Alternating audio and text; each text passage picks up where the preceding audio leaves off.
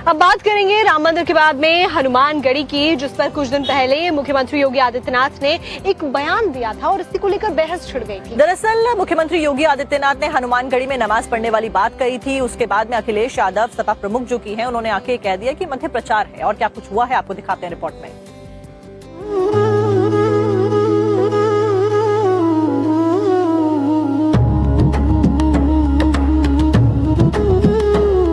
जो ये लोग आस्था की बात करते हैं, याद करो ना, इन्होंने तो हमारी पवित्र हनुमानगढ़ी में इन्होंने तो वहां नमाज भी पढ़वाने का काम किया था।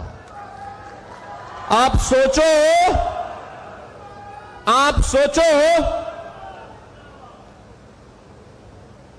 कल्पना करिए, क्या कोई जामा मस्जिद में कभी हनुमान चालीसा का पाठ कर पाएगा?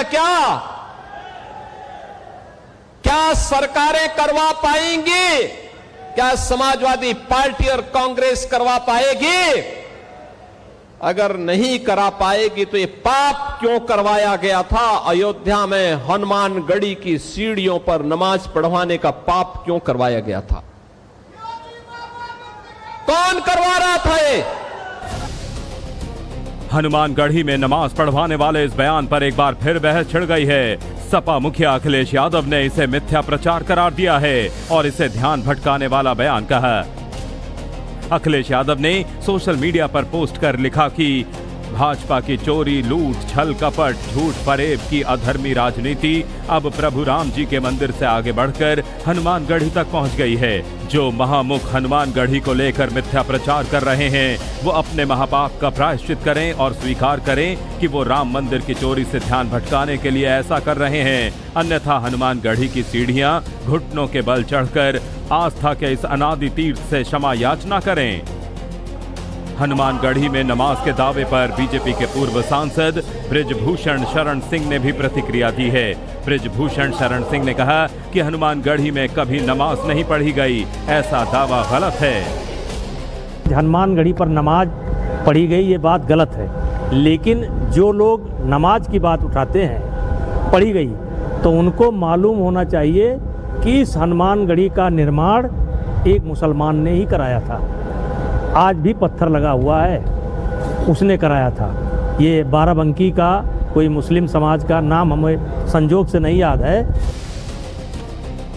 गौ रक्षा यात्रा पर चल रहे शंकराचार्य स्वामी अविमुक्तेश्वरानंद ने हनुमानगढ़ी में नमाज वाले बयान पर योगी आदित्यनाथ को घेरा और दावा किया कि हनुमानगढ़ी की सीढ़ियों पर कभी नमाज नहीं हुई।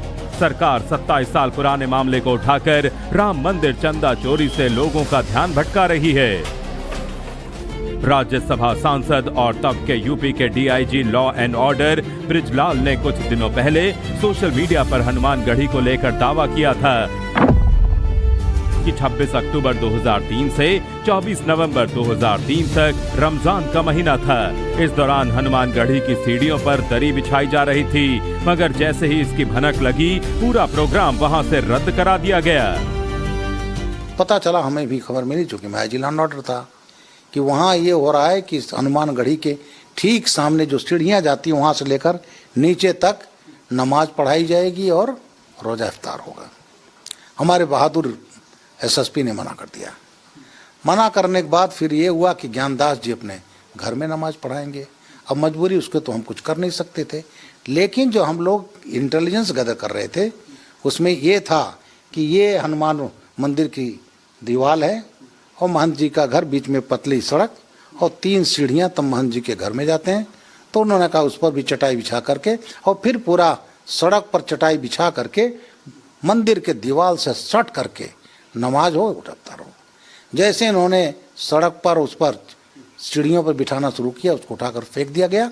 महंत जी के घर के अंदर नमाज हुआ, रोजा इफ्तार हुआ। बृजलाल का दावा है कि अयोध्या में हालात ना बिगड़ जाएं, इसलिए ये फैसला लिया गया। मगर तत्कालीन सरकार को खुश करने के लिए कुछ अधिकारी भी हनुमानगढ़ी में इफ्तार पार्टी का आयोजन कराने की कोशिश करने लगे। बाद में महंत ज्ञानदास के घर पर प्रोग्राम किया गया। अब बात करेंगे राम मंदिर के बाद में हनुमानगढ़ी की, जिस पर कुछ दिन पहले मुख्यमंत्री योगी आदित्यनाथ ने एक बयान दिया था और इसी को लेकर बहस छिड़ गई थी। दरअसल मुख्यमंत्री योगी आदित्यनाथ ने हनुमानगढ़ी में नमाज पढ़ने वाली बात कही थी। उसके बाद में अखिलेश यादव सपा प्रमुख जो की हैं, उन्होंने आके कह दिया कि मध्य प्रचार है। और क्या कुछ हुआ है आपको दिखाते हैं रिपोर्ट में।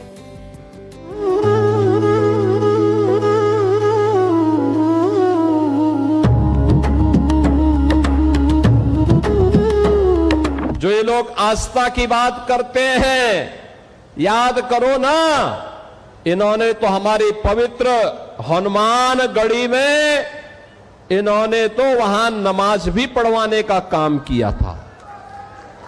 आप सोचो,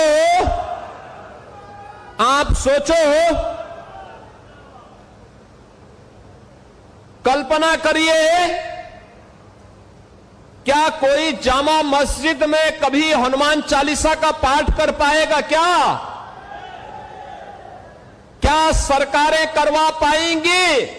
क्या समाजवादी पार्टी और कांग्रेस करवा पाएगी? अगर नहीं करा पाएगी तो ये पाप क्यों करवाया गया था? अयोध्या में हनुमानगढ़ी की सीढ़ियों पर नमाज पढ़वाने का पाप क्यों करवाया गया था? कौन करवा रहा था ये? हनुमानगढ़ी में नमाज पढ़वाने वाले इस बयान पर एक बार फिर बहस छिड़ गई है। सपा मुखिया अखिलेश यादव ने इसे मिथ्या प्रचार करार दिया है और इसे ध्यान भटकाने वाला बयान कहा। अखिलेश यादव ने सोशल मीडिया पर पोस्ट कर लिखा कि भाजपा की चोरी, लूट, छल कपट, झूठ फरेब की अधर्मी राजनीति अब प्रभु राम जी के मंदिर से आगे बढ़कर हनुमानगढ़ी तक पहुंच गई है। जो महामुख हनुमानगढ़ी को लेकर मिथ्या प्रचार कर रहे हैं, वो अपने महापाप का प्रायश्चित करें और स्वीकार करें कि वो राम मंदिर की चोरी से ध्यान भटकाने के लिए ऐसा कर रहे हैं। अन्यथा हनुमानगढ़ी की सीढ़ियां घुटनों के बल चढ़कर आस्था के इस अनादि तीर्थ से क्षमा याचना करें। हनुमानगढ़ी में नमाज के दावे पर बीजेपी के पूर्व सांसद बृजभूषण शरण सिंह ने भी प्रतिक्रिया दी है। बृजभूषण शरण सिंह ने कहा कि हनुमानगढ़ी में कभी नमाज नहीं पढ़ी गई, ऐसा दावा गलत है। हनुमानगढ़ी पर नमाज पढ़ी गई ये बात गलत है, लेकिन जो लोग नमाज की बात उठाते हैं पढ़ी गई, तो उनको मालूम होना चाहिए कि इस हनुमानगढ़ी का निर्माण एक मुसलमान ने ही कराया था। आज भी पत्थर लगा हुआ है, उसने कराया था। ये बाराबंकी का कोई मुस्लिम समाज का नाम हमें संजोग से नहीं याद है। गौ रक्षा यात्रा पर चल रहे शंकराचार्य स्वामी अविमुक्तेश्वरानंद ने हनुमानगढ़ी में नमाज वाले बयान पर योगी आदित्यनाथ को घेरा और दावा किया कि हनुमानगढ़ी की सीढ़ियों पर कभी नमाज नहीं हुई। सरकार 27 साल पुराने मामले को उठाकर राम मंदिर चंदा चोरी से लोगों का ध्यान भटका रही है। राज्यसभा सांसद और तब के यूपी के DIG law and order Brijlal ने कुछ दिनों पहले सोशल मीडिया पर हनुमानगढ़ी को लेकर दावा किया था कि 26 अक्टूबर 2003 से 24 नवंबर 2003 तक रमजान का महीना था। इस दौरान हनुमानगढ़ी की सीढ़ियों पर दरी बिछाई जा रही थी, मगर जैसे ही इसकी भनक लगी, पूरा प्रोग्राम वहां से रद्द करा दिया गया।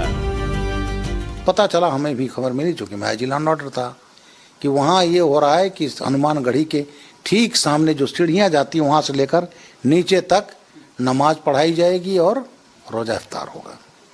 हमारे बहादुर एसएसपी ने मना कर दिया। मना करने के बाद फिर ये हुआ कि ज्ञानदास जी अपने घर में नमाज पढ़ाएंगे। अब मजबूरी उसके तो हम कुछ कर नहीं सकते थे, लेकिन जो हम लोग इंटेलिजेंस गदर कर रहे थे उसमें ये था कि ये हनुमान मंदिर की दीवार है और महंत जी का घर, बीच में पतली सड़क और 3 सीढ़ियाँ तब महंत जी के घर में जाते हैं। तो उन्होंने कहा उस पर भी चटाई बिछा करके और फिर पूरा सड़क पर चटाई बिछा करके मंदिर के दीवार से सट करके नमाज हो उठता रहो। जैसे इन्होंने सड़क पर उस पर सीढ़ियों पर बिठाना शुरू किया, उसको उठाकर फेंक दिया गया। महंत जी के घर के अंदर नमाज हुआ, रोजा इफ्तार हुआ। बृजलाल का दावा है कि अयोध्या में हालात ना बिगड़ जाएं, इसलिए ये फैसला लिया गया। मगर तत्कालीन सरकार को खुश करने के लिए कुछ अधिकारी भी हनुमानगढ़ी में इफ्तार पार्टी का आयोजन कराने की कोशिश करने लगे। बाद में महंत ज्ञानदास के घर पर प्रोग्राम किया गया।